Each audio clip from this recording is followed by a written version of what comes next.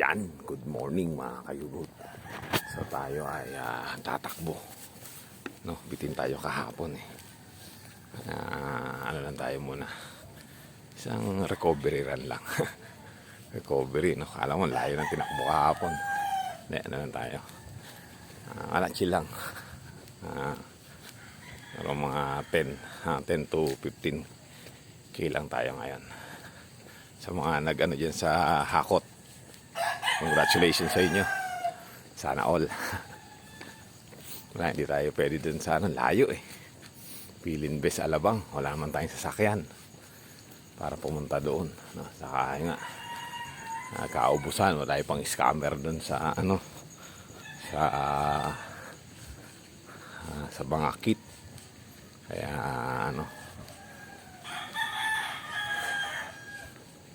susunod na siguro. Pero salamat pa rin sa doon sa Santa Maria kahapon. Grabe. Oo. Natuwa ako sa panran nyo. Ibang klase. Oo. Maraming pa-premyo eh. Oo. Taka sulit. 300 sulit. Di ba? Kahit sabihin 5K lang yun. Di ba? Daming pagkain. Yeah. Yung sa Dunkin pa lang eh. Bawi na kagad yung 300 tsaka sa damit eh. Kulang pa nga eh. Yeah. So, shoutout sa inyo dyan. Paano? Pagliwanag, nandun na tayo sa may gate. Doon tayo magsisimula sa gate eh. Habang naglalakad. So, yan ang pinaka parang warm up. Lakad muna. Konting pagpag, konting diba? So, tapos mamaya huli. Pagkatapos, no? So, ganyan lang tayo, no? Late na, alas 5 na. Oh. Harang masyadong nabigla kahapon. Wala, hinataw eh. Kailangan maka sub 30 eh. Oo. Well, pasok naman sa sub 30 yung takbo natin kahapon. Although hindi nga lang talaga saktong 5 kilometro, pero yung sa bilis sub 28 nga na siguro yun. Kung may kung meron pa sana ng kalsada. Ayan. Next year ulit. So paano? Mga kayugot, tayo ay magsisimula na ulit tumakbo. Nandito tayo sa gate. Paano? Ingat. Okay. Dito tayo sa may Olep. Mga kayugot. Wala. Tulog pa si Boss Del. Kaya solo flight tayo. Naiba tuloy yung takbo ko. Napunta tuloy tayo sa Olep.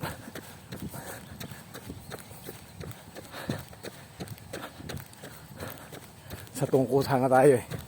Kaya lang so far nakaka 8 kilometers na tayo. Nakaka 7 pesos na rin tayo napupulot. 7.25 to be exact. No. Hindi natin kung magkano pa tayo hanggang mamaya. So paano nga mga kayugot? Ingat tayo. Para ganda. You know. Yan. Yeah. Kasi meron pag tumatakbo, nagbe-blurred. Mamaya na ulit mga kayugot. Good morning sa inyo lahat. Shoutout din nga pala sa nagbigay nito sa akin, yung pamilya Molina, sila Ryzen, Brother Norman, tsaka Pastora Merly. Salamat ginagamit ko. Dapat pala kahapon ito pala ginamit ko kahapon sa pagtakbo para sulit talaga kasi 5 kilometers lang kahapon eh. Ngayon ay sinagad natin siguro exactly mga 13 siguro ako ngayon. 13 to 15 siguro kasi iikot pa ako eh. San Vicente pa. So malamang sa ganun nga. So tingnan natin mamaya. So paano? Ingat. Okay, ayan, tapos na tayo. Naglalakad tayo at meron na tayong pandesal. So hindi ko naubos hindi ko na inuman lang yung tubig. So naka 16:75 tayo at 1 hour 59 minutes, no? So yung time ko dun sa dito sa Bulacan na Republika, parehas sila ng oras, kaya lang magkaiba ng distansya. Bakit? Kasi nga yung elevation, yung elevation nung lugar, yun yung magpapabagal siyempre sa pacing mo, diba? Pero yun naman ang magpapalakas ng endurance mo. At yun nga, kaya nga doon sa Bulacan Run, halos nakainom ako ng tubig doon, no, lalo na doon sa last 2 kilometers mula doon sa Grand Royal, no? Last 3 kilometers, kasi nga talagang paspasan kasi yon. So yun na natutulong ng mga tinatawag na zone 2 na takbo lang, o sinatawag ng iba LSD lang, di ba? Kasi nga easy run, kasi nga napapataas nun yung endurance mo. Kaya kasi ang pangit naman, sumali ka tapos bandang kalagitnaan doon ka maglalakad, yeah? Normally talaga pag naglakad ka na, doon na magsisimulang mag-relax yung titigas na yung mo, yung muscle mo. Kaya dapat tuloy-tuloy ka lang, di baling mabagal, sa tuloy-tuloy ka, no? Yun para sa akin, no? Kasi naramdaman ko yun every time na maglalakad ako, wala na, hanggang sa maglakad na lang talaga ako, kagaya ito.